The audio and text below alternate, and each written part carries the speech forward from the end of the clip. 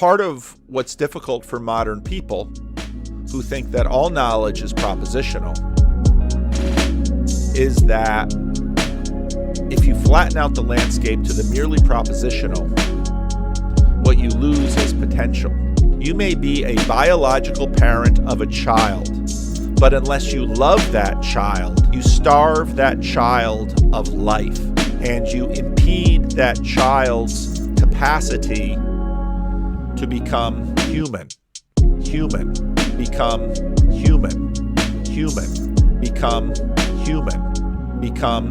human. Agape gives life. It's very easy to take a life, but can you give life? Jesus can be trusted. Jesus can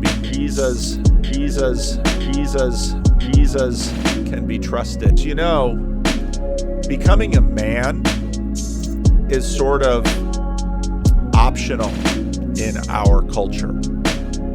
In order to become a man, you need to suffer, and you need to suffer greatly. And I think this is borne out in a lot of the manhood rites of passage in cultures all over the world.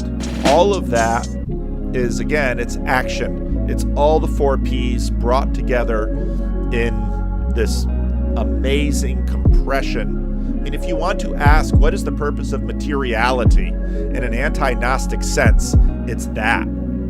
The angels over-desire as they watch and in some ways sort of long for and are fascinated by the kinds of transformations that human beings go through as God turns us into real boys, become human.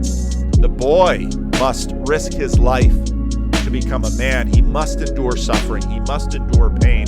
That is the only path by which we are transformed. For whoever wishes to save his life will lose it. And whoever loses his life for my sake will find it. Almost everything powerful in the gospel is, if you have the eyes to see, apparent all throughout creation. Jesus uses the illustration only once, as Lewis points out. The grain of wheat the grain must fall into the ground to die in order to come to life, as we die in order to become like Christ.